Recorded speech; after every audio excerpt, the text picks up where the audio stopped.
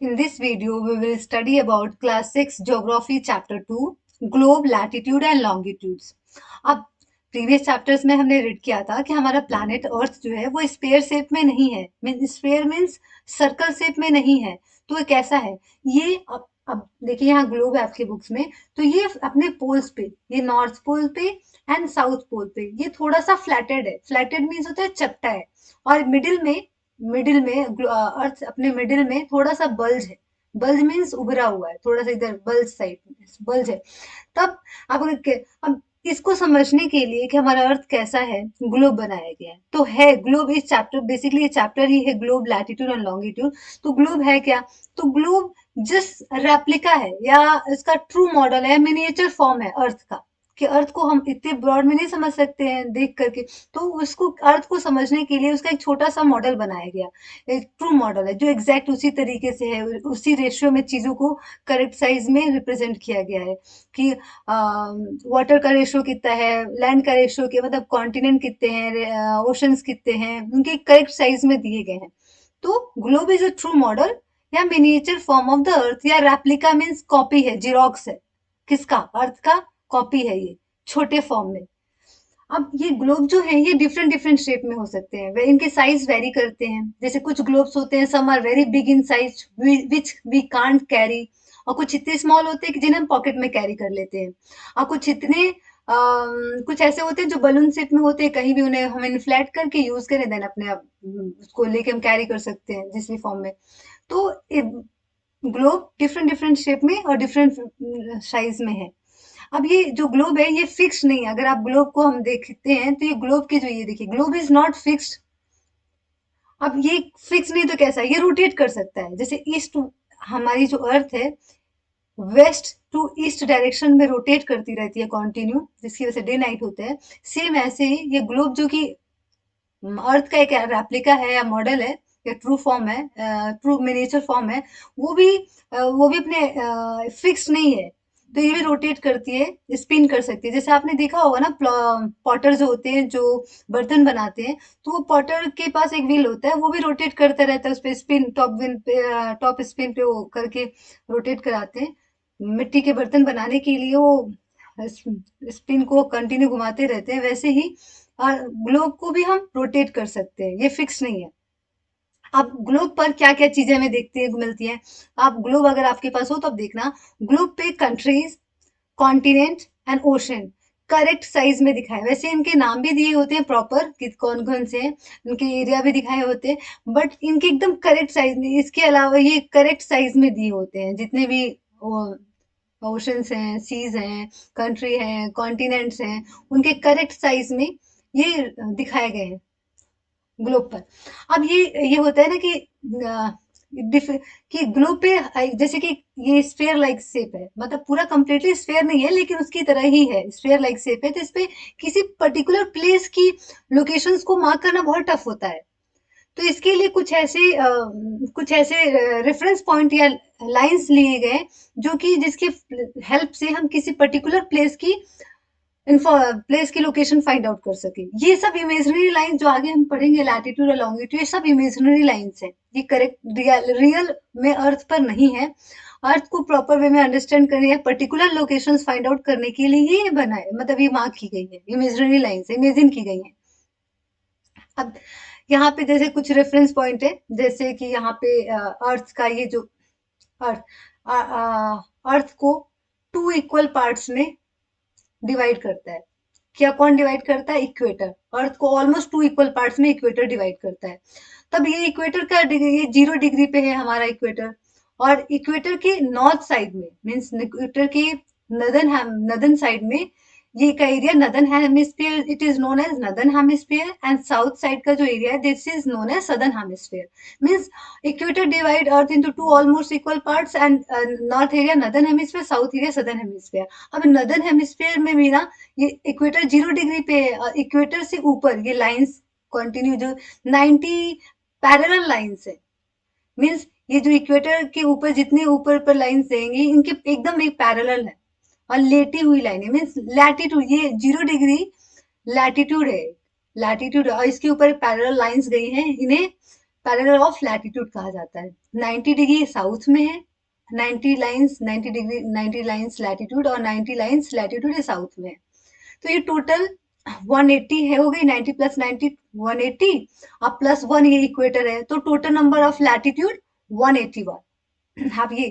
अब ये हम अर्थ को, ये ग्लोब को आपको देखो, तो इस ग्लोब में देखोगे ना कि ये अर्थ अपने वैसे तो एक्सेस क्या होता है, मान लो एक एक एग्जांपल यहाँ पे दे रहा है, लेट्स डू, एक potato low, big ball of potato, round shape में जो हो, उसके पास एक निडल लो, निडल को उसको दो भाग, मतलब उसके नीचे से बिल्कुल सेंटर से उसको दो पार्ट में एक आर पार कर दो। अब उसके बीच से, मिडल से, जब आप उसके मिडल से बीच से एक निडल को क्या बोलते हैं, कि बोल सकते हैं कि उसको जब छेद कर देते हैं, तो आप देखोगे कि वो जो उसका मेन पॉइंट होना उसका एक्सिस होगा। तो सेम ऐसे ही हमारा अर्थ जो है अपने एक्सिस पे 23.5 डिग्री टिल्टेड है। अब यहाँ देखो व्हाट इज एक्सिस, तो एक्सिस क्या है, a needle is fixed through the globe in a tilted manner which is called its axis। अब अर्थ अपने एक्सिस से 23.5 डिग्री, यहाँ पर अर्थ अपने यहाँ एक्सिस होना चाहिए, बट वैसे यहाँ पे वो 23.5 डिग्री ये टिल्टेड है। तो ये यहाँ तो टिल्टेड होने की वजह से ये ये 66.5 डिग्री का एंगल फॉर्म कर देता है। तो अगर कितने डिग्री टिल्टेड है, देन दैट इज 23.5 डिग्री, और कितने डिग्री का एंगल फॉर्म करता है अपने एक्सिस पे, तो ये 66.5 डिग्री का एंगल फॉर्म करता है। तो अब ये देखिए, ये इसका एक्सिस होगा। तो क्या है, नीडल जहां से पार पार हो रही है उसी वही उसका मेन सेंटर ही उसका एक्सिस हो जाएगा।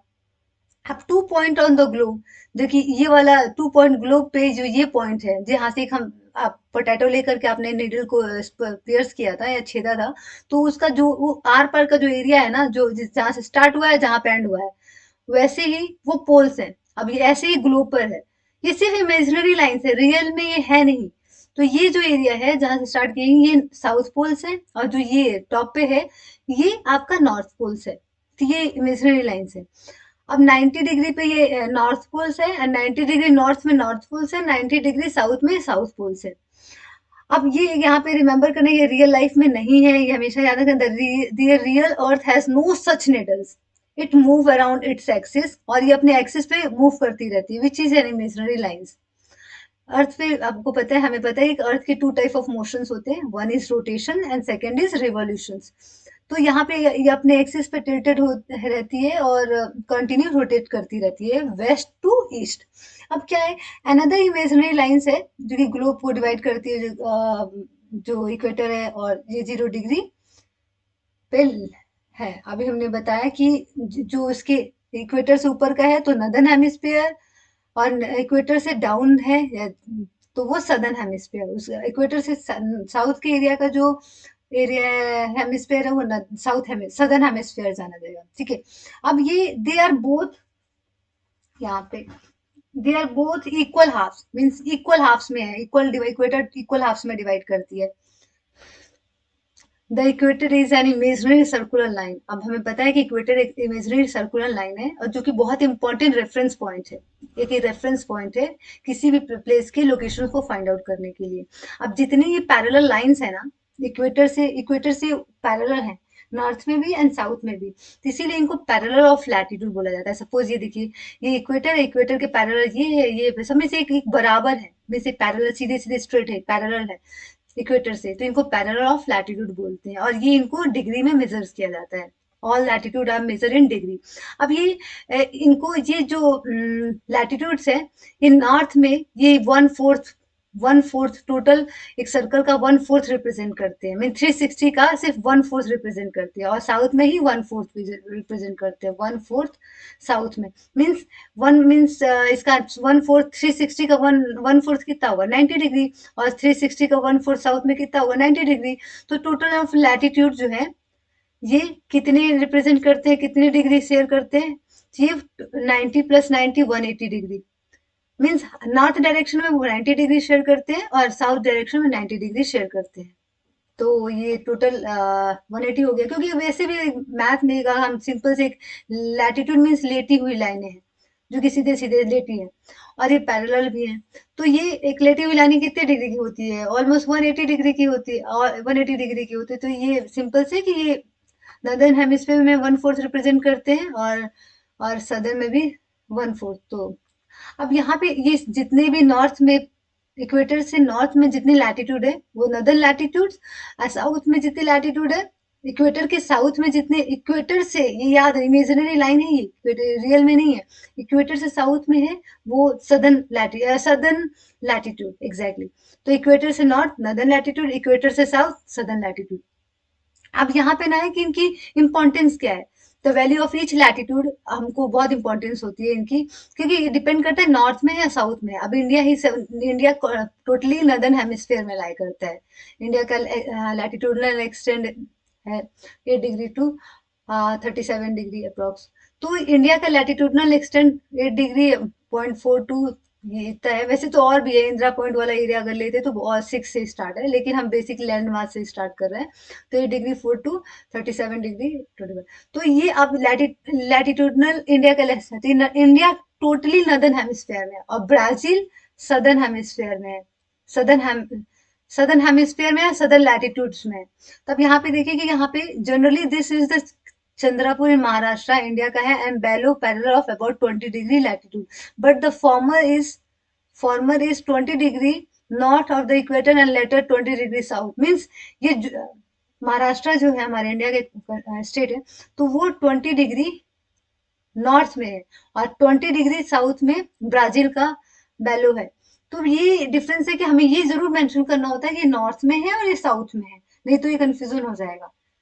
तो इसीलिए नॉर्थ एंड साउथ का याद रखना है।